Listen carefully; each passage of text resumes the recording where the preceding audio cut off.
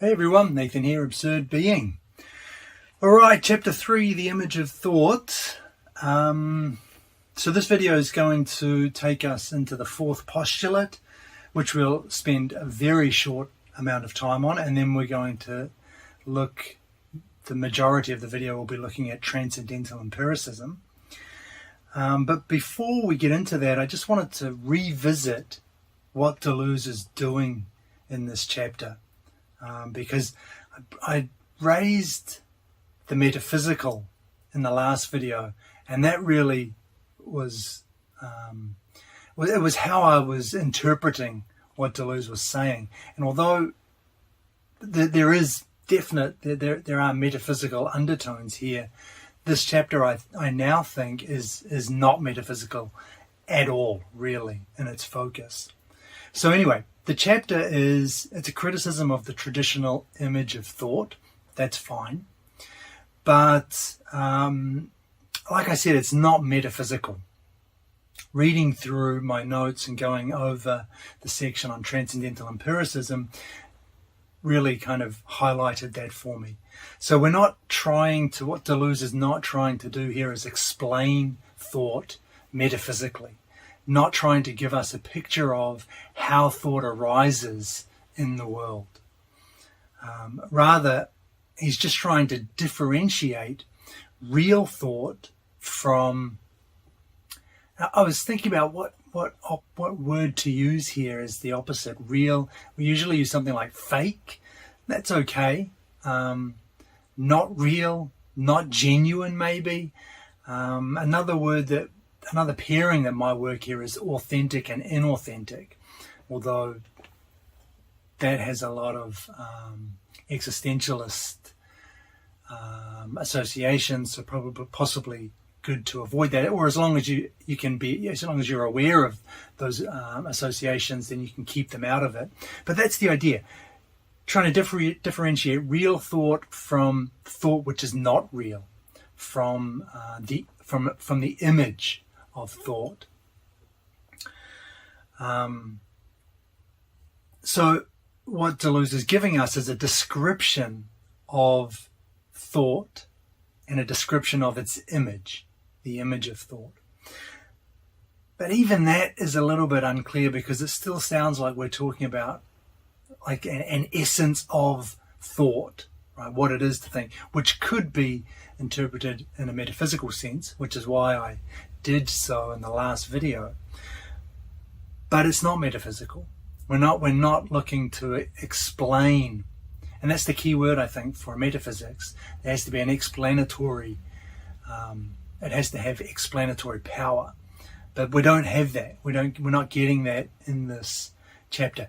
The next chapter takes us down that path more, I think. But in this chapter, it's not metaphysical. It's just a description of thought and its image. And even a better way to think of this is, instead of thought, it's a description of thinking. What is thinking? In the image of thinking. What's real thinking versus fake thinking? What's authentic thinking versus inauthentic thinking?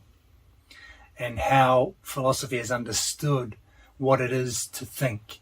Not so much thought itself, which has those metaphysical undertones. So with that said, the transcendent then, and this is something I did say in the last video as well, the transcendent is not the metaphysical. So we're going to talk about transcendental empiricism. This is not metaphysics. And I just want to show you one more time a quote from the last video, just so we can kind of clarify this a little bit. On the one hand, it is apparent that acts of recognition exist and occupy a large part of our daily life.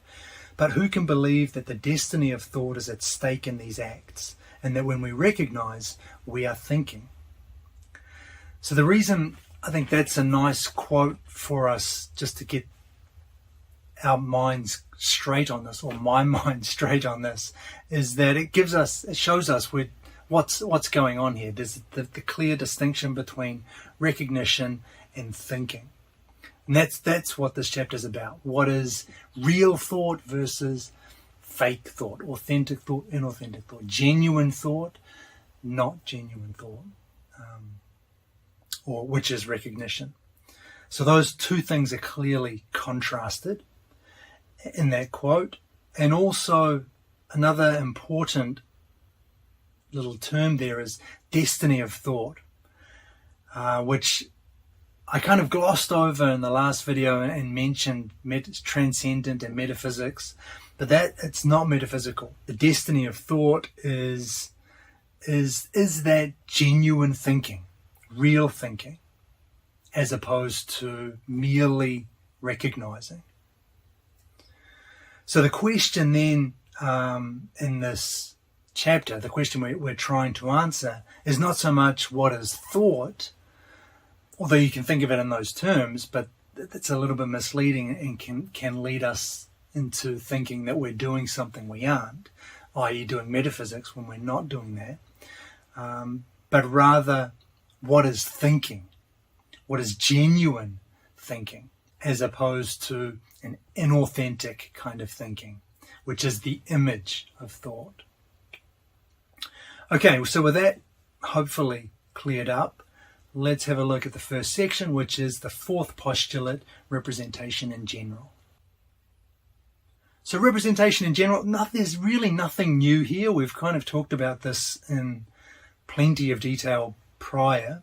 There are four elements that make it up: identity, opposition, analogy, and resemblance. And we've identified these before. We've called them reason. We've called them the fourfold root.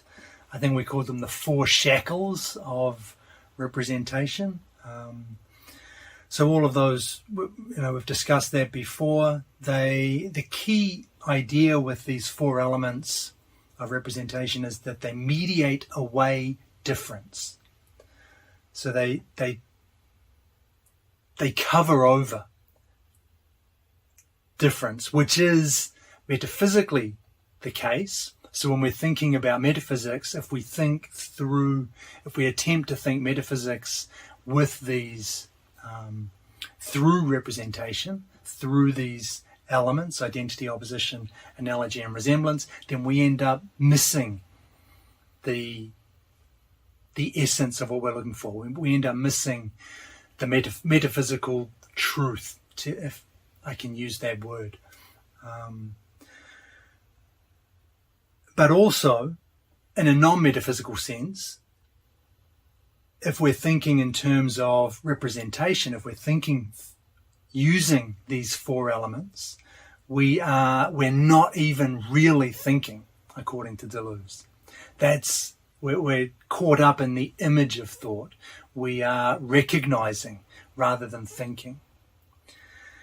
And so that has a kind of a non-metaphysical level as well. And that's the level, like I said before, where I think this chapter is situated. So with those four elements, if you're thinking in terms of those four elements, you're mediating away difference. Difference becomes an object of representation, always in relation to a conceived identity, a judged analogy, an imagined opposition, or a perceived similitude. So you're not, and this is the main point in this chapter anyway, is that you're not even really thinking. You're engaged in something which is maybe a watered down version of genuine thought, or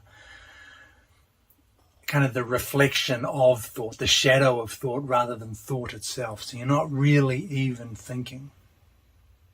And the most general principle of representation, Deleuze says, is the cogito, the I think.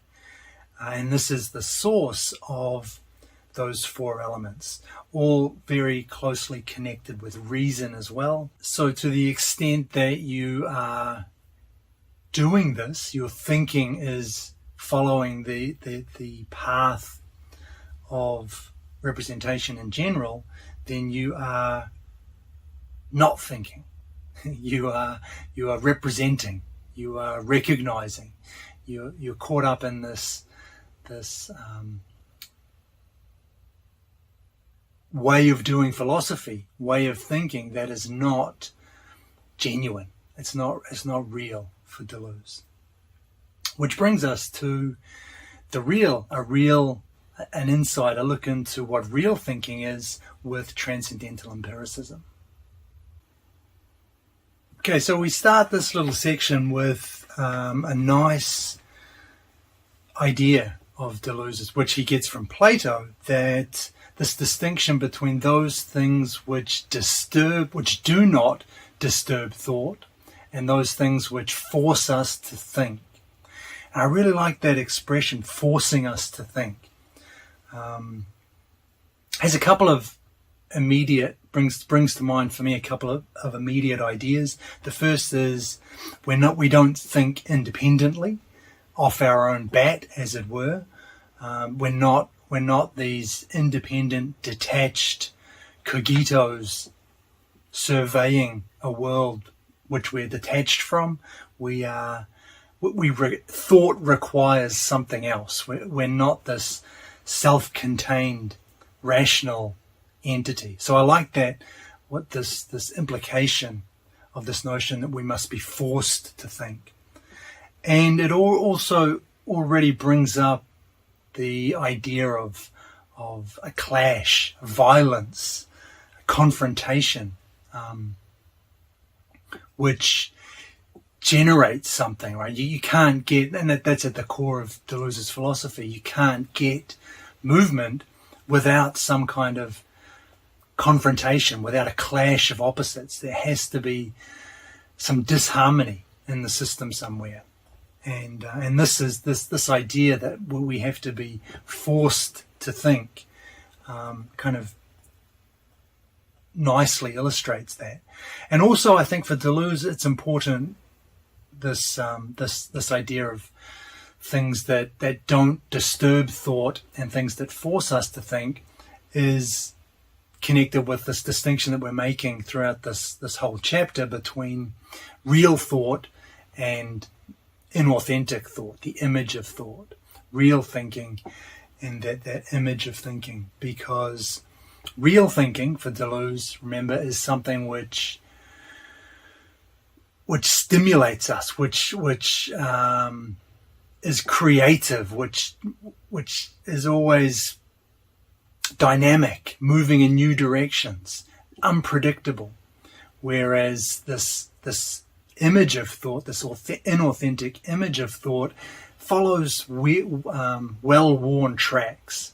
It just recognizes things. It doesn't provoke you in any way.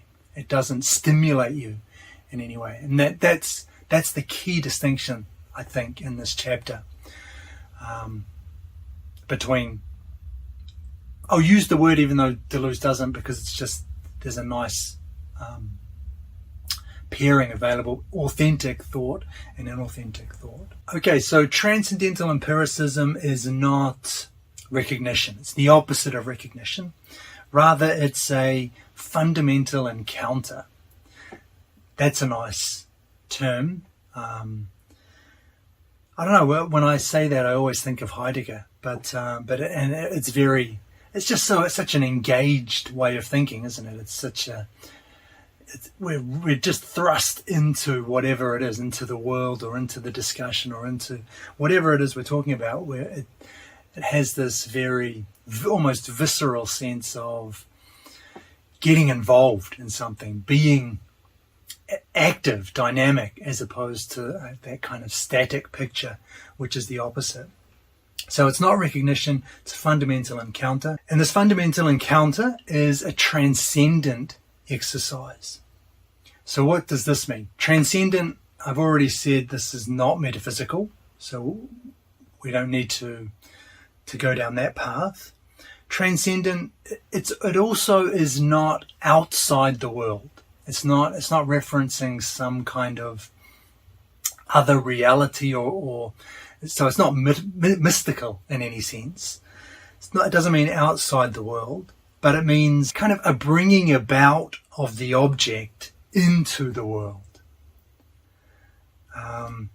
Paraphrasing Deleuze, something along the lines of grasping that with which we're exclusively concerned in the world. But the idea with this is it's constitutive, it's creative. So I wanted to bring in that expression, bringing about. It brings this transcendent exercise brings about the object in the first place. It gives us the object. It allows the object to come about. And in that sense, it's transcendent, because prior to this fundamental encounter, there was nothing. There was no object even. The fundamental encounter brings the object about it. It has that sense of creativity to it,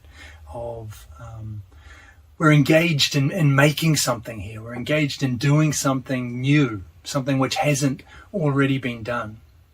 So it brings about something, whether it may just be a new way to think about something, but it opens up new pathways for thought, which changes whatever it is we're thinking about, which changes the object, which gives us a different perspective on it, which reorders the way that we're thinking. That's genuine thought for Deleuze.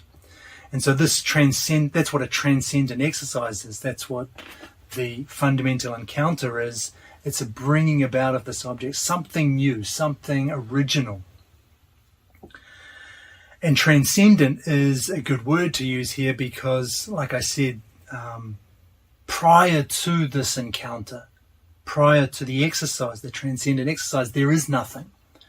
So it's transcendent in the sense that it's kind of bringing something into the world that wasn't in it in the first place, but not by a literal transcending of the physical or anything like that.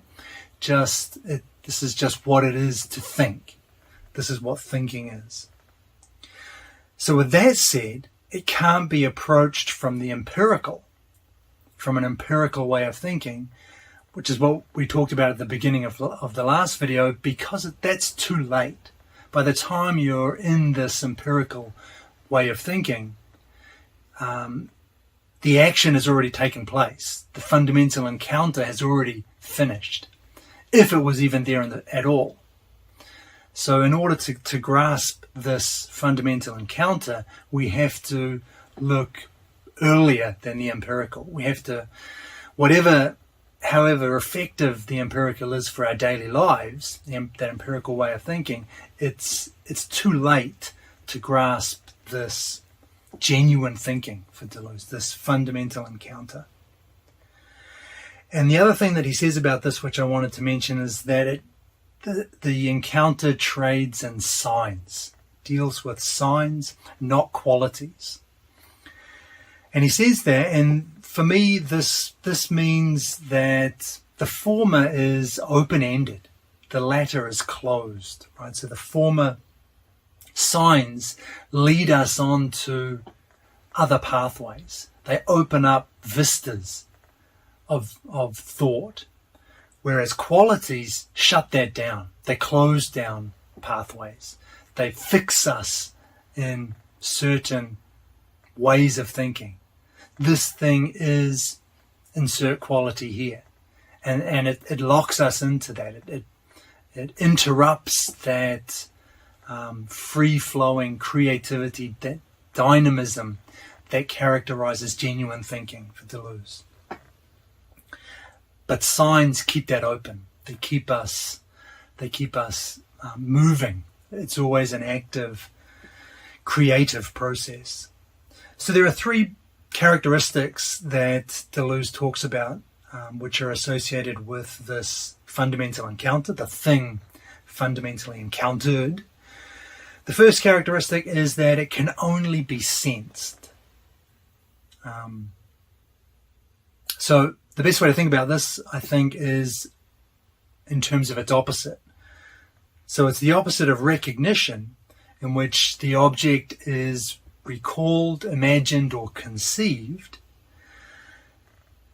The thing encountered can only be sensed. It's a direct, again, almost visceral, a very engaged way of thinking about this. It can only be sensed. Those other intellectual ways of approaching objects are derivative. They come about later. Once this fundamental encounter has already taken place, then you can recall it, then you can imagine it, then you can conceive the object. But prior to that, for the object to come about in the first place, it has to come about through this encounter, which means it can only be sensed. And he says something interesting here, which I need to mention because we'll come back to it in a moment. He says it's empirically imperceptible. So even though it can only be sensed, it's also at the same time imperceptible. But it's imperceptible from an empirical perspective. So it's unable to be perceived through recognition, through representation. Those ways of approaching the thing are too late. They've missed this fundamental encounter, which is only available in that immediate sensing. The second characteristic is that it moves the soul, or it perplexes it, as Deleuze says. In other words, it forces it to pose a problem. Love that, right? You've got to love that. And again, this ties in with everything that I've been saying about real thinking versus inauthentic thinking, which doesn't move the soul, which doesn't strike you, which doesn't impact you in any way. It doesn't upset you, disturb you. These are things that real thinking should do from Deleuze's perspective. So it moves the soul, it perplexes it, it forces it to pose a problem. And this is connected for Deleuze to memory, transcendental memory, in that the object can only be recalled. And so for this, you have to go back to that passive synthesis of memory, which we talked about a long, long time ago, but talking about the pure past, the past which has never been present, if that rings any bells. If we contrast this to empirical memory, which can only remember that which has already been seen, imagined, or thought. So it comes, again, derivative. It comes after something. Empirical memory remembers something which has already happened, whereas transcendental memory, through that passive synthesis, the pure past, it remembers something which can only be remembered because it was never present. It went straight into, in a way of speaking, it went straight into this memory, which is our lives, the pure past. And Deleuze calls this an essential forgetting. And this is also important because we'll cycle back to this in a moment. So with the primary characteristic, the first characteristic can only be sensed. We said it's empirically imperceptible. And this is kind of the same thing, the parallel with that for the second characteristic. The object can only be recalled, but at the same time, it's a forgetting. But the forgetting here is an essential forgetting, not an empirical forgetting. And it's an essential forgetting because it's connected with the pure past, with who we are as people, as human beings. That is our life, our lives, right? The pure past. So it's forgetting in the sense that it was never present in the first place. It's straight from its very beginning. It's a part of memory. So it's already forgotten, and in order to be brought back, it has to be, rather than sensed, it has to be remembered because it's in memory. And that's what makes this an essential forgetting instead of an empirical forgetting, because it's bound up with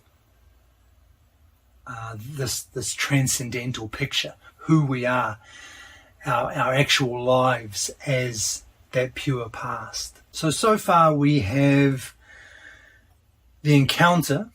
The encounter forces, I like that word, I'll use it as much as I can. The encounter forces a sensing of that which can only be sensed. Deleuze uses the Latin for that, the sentiendum, that which is sensed, the sensed thing. Encounter also forces a remembering of that which can only be recalled. Deleuze uses the Latin again, memorandum, that the remembered thing. And this leads us into the third characteristic of the encounter, of the thing encountered, which is that it forces thought to grasp that which can only be thought. And by this, Deleuze means the essence of the thing, and he uses the Latin again, the cogitandum. So those are our three characteristics. It can only be sensed, it can only be recalled, and it can only be thought. But the third characteristic, it can only be thought, from an empirical standpoint, it's unintelligible. So remember we had with the first characteristic, sensed, the sensed thing was empirically imperceptible. The second characteristic, the recalled thing was essentially forgotten. And in the third characteristic, the thought thing, the thing thought, is empirically unintelligible.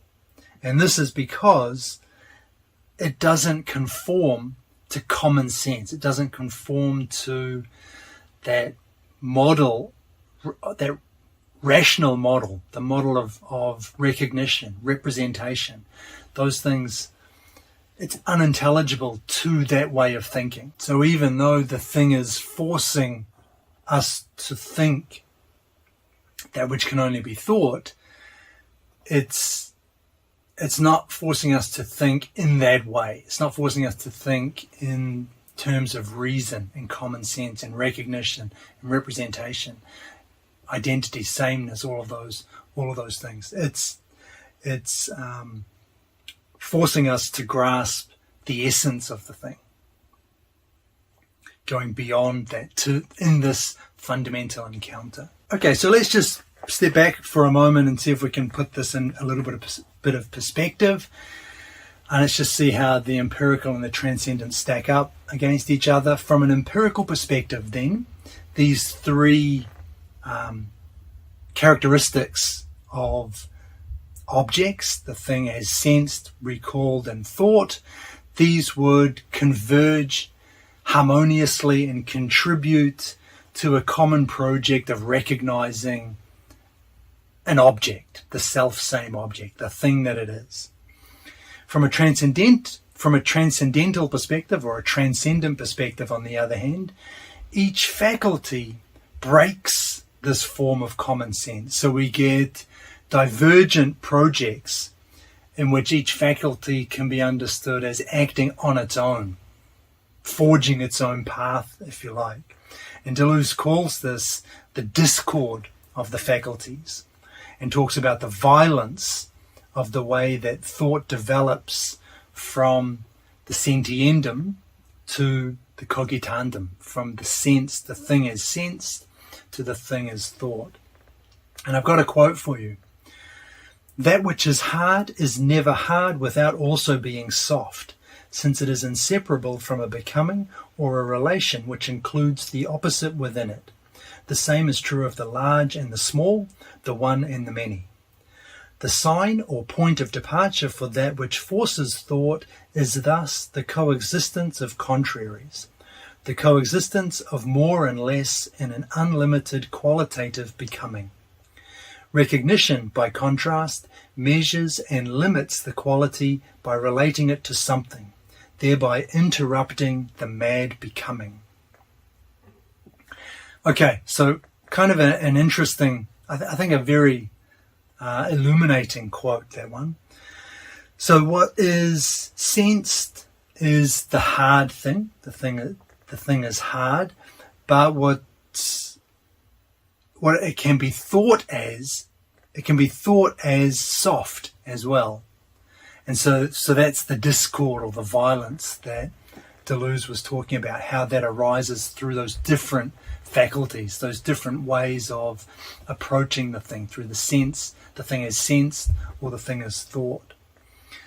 And again, the idea underlying this chapter, the difference between real thinking, genuinely creative ideas based in difference, based in discord, versus inauthentic thinking, recognition, which is based on sameness, the thing being what it was before, recognizing something rather than creating anything, creating something. Another thing to note from that quote, that use of the word mad becoming. Is that even a word? The collocation, mad becoming. Thought, this is what thought is for Deleuze. And that really ties in with everything that we've talked about in this video so far, right? Thought is unrestricted, dynamic, it's never fixed, it's never locked into anything. It's just endlessly creative. Mad becoming, kind of chaos, again, comes to mind. As opposed to recognition, based on repetition, but not the good kind of repetition, based on repetition of the same. This is an interruption of this fluidity. It locks thought down into one quality, prevents that divergence of ideas and creativity. Another thing to note, the mad becoming of thought is enabled by signs, which force, again that word, force thought to think. So signs comes up again here, rather than qualities which lock us, which block that flow that Deleuze is talking about. And thought is unlimited. This is interesting. Thought is unlimited because we're not just dealing with opposites. It's not just hard and soft, but more and less. So we've got gradations within that, within those opposites. More hard, harder, or softer, right? So we have those incremental steps, but also a mix of different qualities. Hard and soft are not the only qualities we could attribute to the thing. We can include and incorporate other qualities with their gradations as well. And even qualities understood today being different from qualities, the same qualities as we might understand them tomorrow with new information or different in relation to different ways of thinking. So there's this thought is unlimited in this capacity. There's always room for creativity, for genuine thinking for Deleuze. And each faculty here then is, Deleuze says, transcendent because it goes to the limit of itself. So he says then, what is it that can only be sensed, yet is imperceptible at the same time? The thing can only be sensed, but going right to the limit of its own domain, it is also imperceptible from the empirical perspective. What forces memory to remember that which can only be recalled, yet is essentially forgotten? Forgotten essentially because it's a past which was never present. And what can only be thought, but is unintelligible. Again, going right to the limit of what defines it, of what defines thinking. Going right to the limit to what is unintelligible, to unintelligibility from an empirical perspective. And Deleuze says we have to do the same thing with other faculties as well.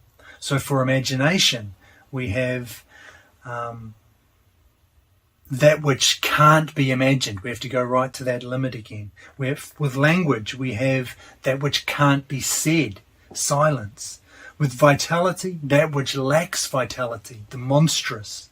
Sociability, that which is not social, anarchy.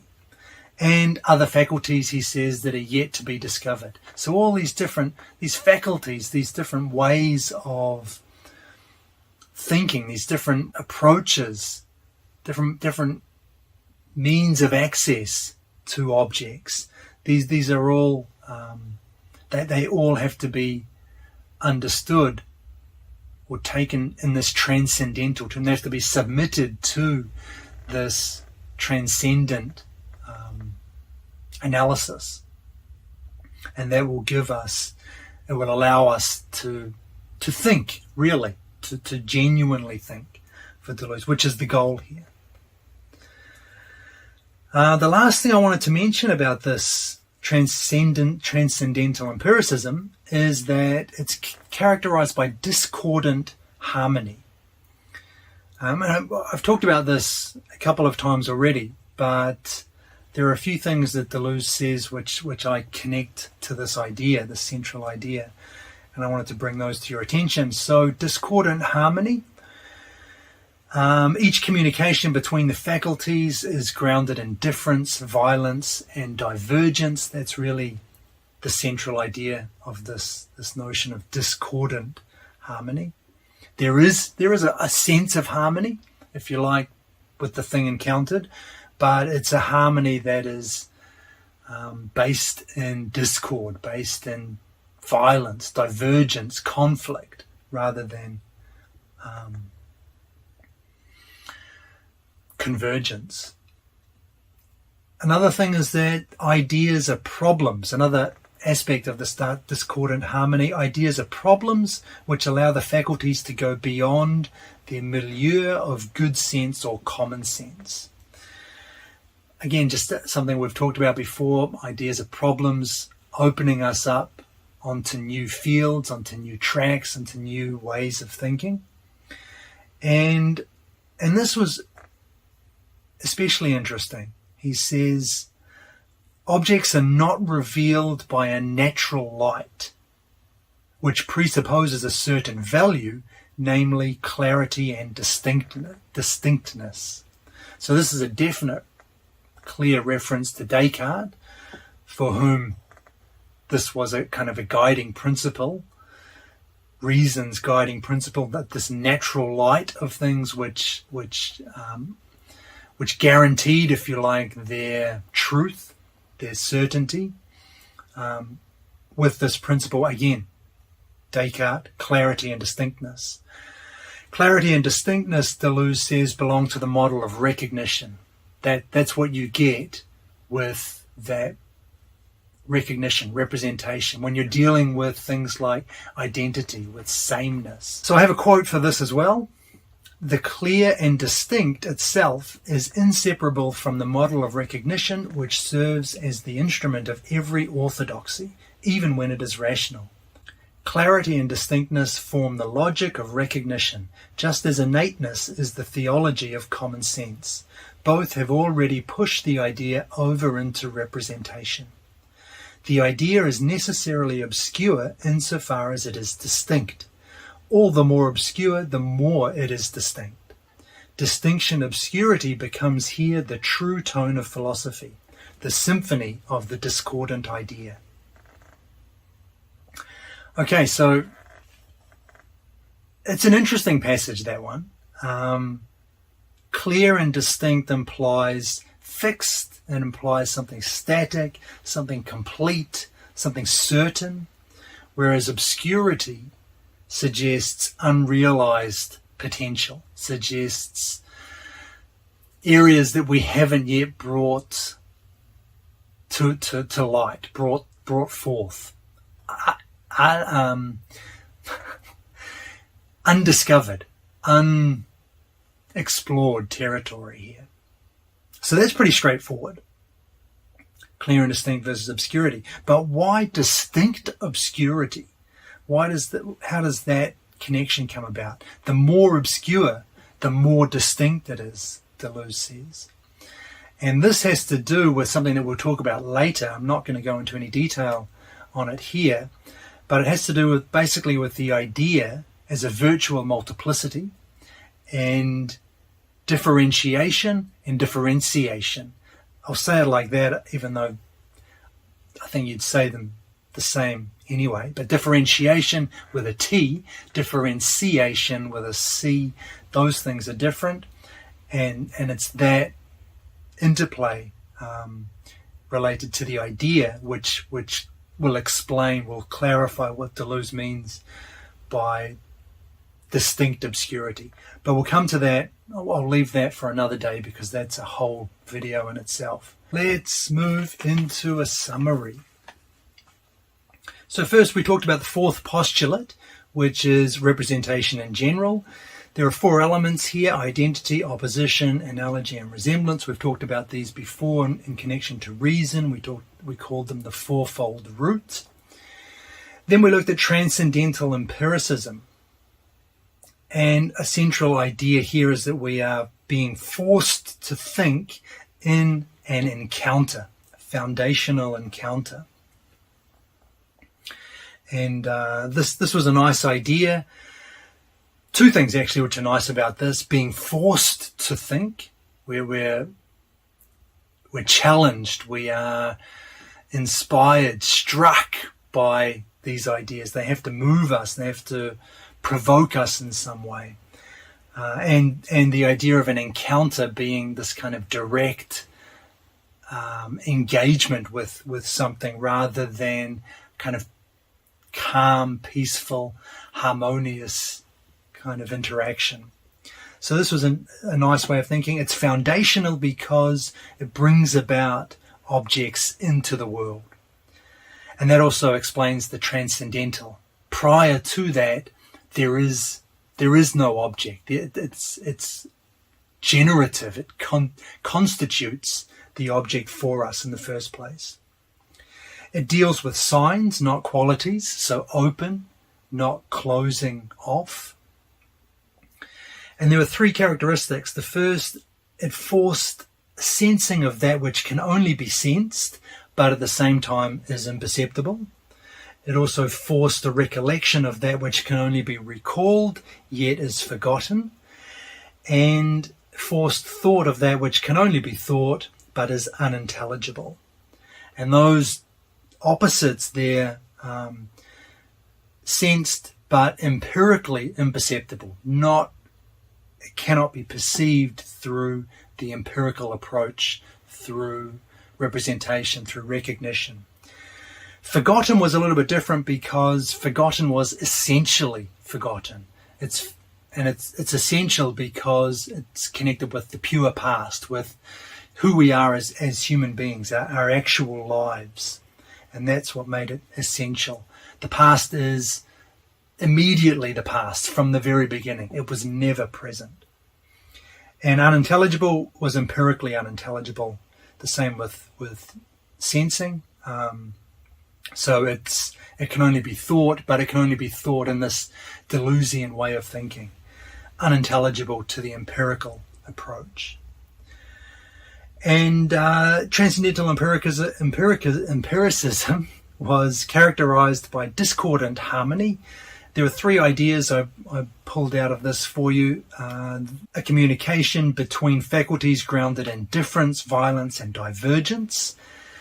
Ideas are problems. That was the second idea.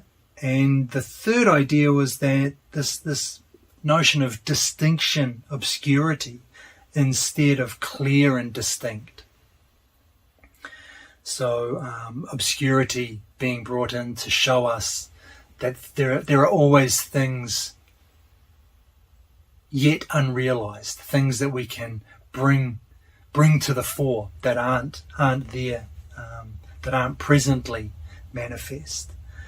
And we'll talk about the idea of distinction, obscurity in a bit more detail later in another video.